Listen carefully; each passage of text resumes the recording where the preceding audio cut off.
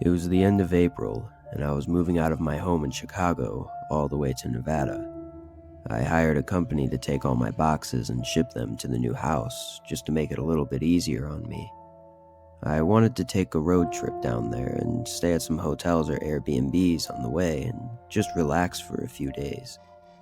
The total drive would take around 30 hours, so I split that in thirds and decided I would drive 10 hours each day and stay somewhere overnight. After planning out the times, I figured that my first stay would have to be on the far edge of Nebraska. I scrolled through Airbnb, looking for anything cheap, as Nebraska didn't really have much to see, so I really just wanted a place to stay for 8 hours and then head back out on the road. I found a small one-story home with 2 bedrooms. Although I didn't really need the 2 bedrooms, the price was a really good deal, so I didn't mind the extra space. However, I did find it a little bit strange that they only showed pictures of 1 bedroom. Again though, it didn't make much of a difference for me, so I booked it for the next night and got ready for bed. In the morning, I finished packing up my car with the rest of what I had and started the drive. I left a little bit later than I had wanted to, but I figured it wouldn't be much of a big deal, other than having to drive in the dark for a few hours. If you've ever driven through Nebraska, you would know that it's very plain. There's long stretches hundreds of miles long of barely any light or buildings at all. A couple hours after dark, I pulled up to the Airbnb. It was off the long empty road I'd been on, and down a short gravel path. Initially, I was a little bit disappointed, as it looked a lot more worn down on the outside than they had shown in the pictures. I reminded myself that I was only staying for a few hours just to sleep, so it didn't matter too much. I grabbed a couple of my bags and headed to the front door. Usually, the owners leave the key in a key box and give you the password. But this door had no key box. In fact, it actually had no lock at all. It was one of those plain doorknobs you'd usually see on a closet door. I started to get a little uneasy, but I didn't really have any other option than to stay here. I opened the door and stepped in, and to my surprise, it was actually fairly nice on the inside. It was small, but the living room and kitchen were well furnished and seemed to be kept up with. I went to the first bedroom, but noticed that it too did not have a lock. Thankfully, the second bedroom did, so that's where I decided to unpack in. There was one thing that got me really creeped out about this bedroom, though. Right in front of the bed on the wall was this small old doorway, maybe 3 feet tall and 2 feet wide. This was the actual picture I took of this doorway in the room. The more I looked at this door, the more unsettled I got, but there was no way I was staying in a room that I couldn't lock. I tried to open it just to check what was behind it, but it was locked from the other side. I figured the owner probably just kept some cleaning supplies back there or extra towels or something, but still, this door gave me the creeps. I was getting pretty tired though, so I only unpacked what I needed for the night and started to get ready for bed. I woke sometime in the middle of the night, hearing a soft tapping noise coming from the edge of the bed. It was very subtle, but the whole house was silent aside from the tapping. I reached blindly for my phone on the nightstand and turned on the flashlight as quick as I could. As I shined the light towards the edge of the bed, the tapping stopped. I'm not one to get scared easily. Sure, I'll get creeped out or nervous, but never scared. But something about that small doorway on the edge of my bed in that moment made me truly scared. I jumped out of bed and turned on the lights, and grabbed everything and rushed out of the house as quick as I could.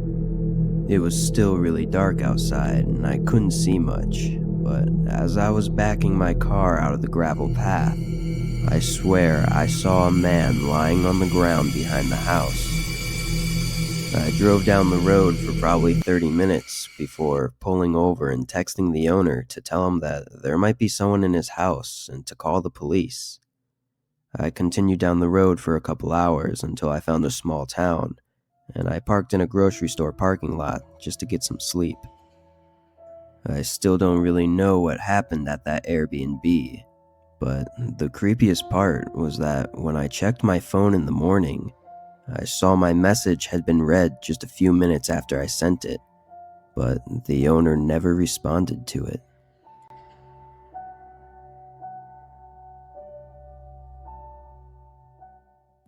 My boyfriend and I were visiting my parents back in Michigan for a few days, and we didn't want to stay with them for, let's just say, obvious reasons. We ended up finding an Airbnb about 15 minutes away from their house. A cute little one-bedroom condo. The inside was completely redone and was very modern, so it wasn't the cheapest. The host seemed nice and had good ratings, but we did see a few comments that raised some red flags. Most of the negative comments mentioned strange experiences with the neighbor.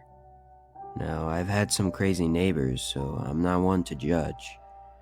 I simply brought it up with the host before booking, and she stated her neighbor is nosy and sometimes when people try to get into the Airbnb, she gets defensive. But she said she'll let the neighbor know we're staying and what we look like, so everything should be fine. On the day we arrived, everything went smoothly. We met the host who lived nearby, and she gave us the key to the entry door and the code to the actual apartment. We unpacked all of our stuff and then headed over to my parents for dinner. I had a few drinks throughout the night to deal with my mother, and before we knew it, it was 10 p.m. and time to head back to the Airbnb. We pulled up to our rental. Now, each complex has 4 apartments, 2 on the bottom and 2 on the top, and the one we were staying in was on the top left. However, when we pulled up, we could see a small figure standing in between some curtains in the window of the apartment on the top right. Instantly, I felt weird. Who just stares out their window like that? My boyfriend parked, and as I got out, I looked up again, and she was still there, still staring at us. As we both walked towards the entry door, I couldn't make out her features. You know how some people just have that crazy look to them? This was her. Mangled brown hair and wide open eyes. She had to be at least 60 or 70, and this frown she had, I've never seen someone so angry. My boyfriend puts the key in the door and we enter, and not to my surprise, we see her standing at the top of the stairs. She says nothing. She just stands there, watching us. She's very small and round, but the way she was standing, you could see her arms and legs were very thin. My boyfriend and I looked at each other for a second, and then we began to make our way up. We walked up while she stared us down, but to my amazement, she didn't say anything. Rather, she just stared at us with her creepy eyes. I kept looking back as my boyfriend entered the code and we hurried into the apartment. "What the hell was that?" my boyfriend said softly, looking at me confused. I shook my head as I was just glad she didn't try to talk to us. Nothing weird happened the rest of the night until we heard banging on the front door. I shot up from bed just to find that my boyfriend was already awake. The banging was non-stop for maybe a minute or two until it suddenly went silent. I looked at my phone and it was nearly 4 a.m. Who would be banging on the door at this time? My boyfriend walked towards the door, whispering to me that he was going to look out the peephole to see who was there. I trailed behind him slowly as he inspected.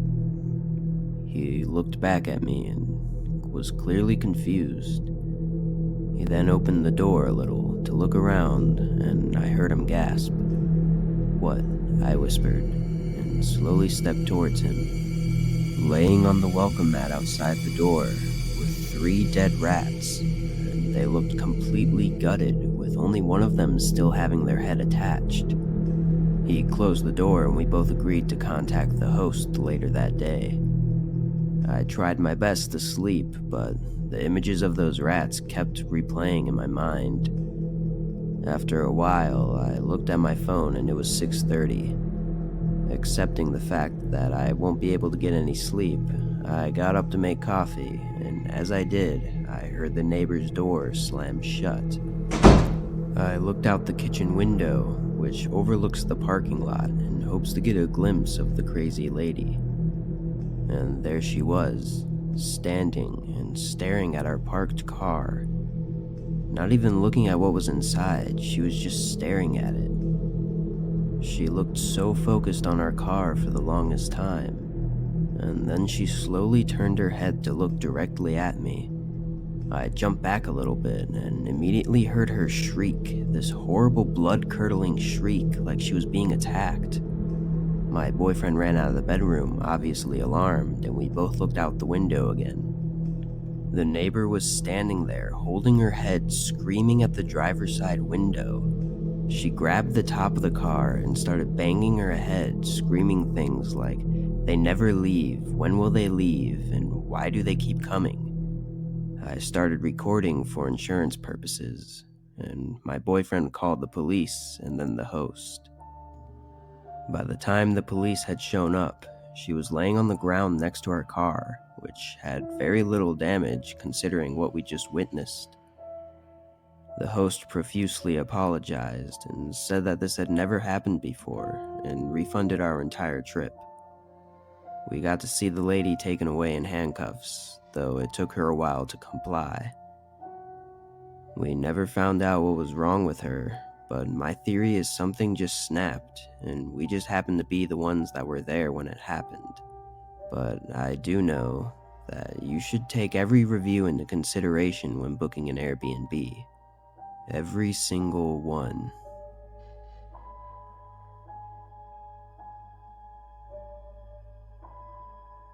This happened a few years back, when my friends and I had just finished our sophomore year of college. Finally done with school for a few months, we wanted to celebrate a little bit to start off summer break. All of us had small jobs near the campus, so we saved up some money. We decided to go big and take a trip to Las Vegas for a few days, as none of us have ever been. At first, we were looking through hotels in the city to try and find something cheap, but still big enough for the four of us. Eventually, we gave up on that and started looking at Airbnbs, as most of them were cheaper and bigger. We found a few good ones, but ended up choosing the largest one with the most rooms. Fast forward to a couple weeks later, our Uber picked us up from the airport and dropped us off at the house. It honestly looked even bigger in person, and we were all really excited to spend the next few days here. We all unpacked and relaxed for a couple of hours, as we were a little bit worn out from the flight. A few hours after the sun went down, me and my friend Alyssa were the only ones still awake. It wasn't too late, probably 8 or 8:30, but the other two had decided to go to bed early.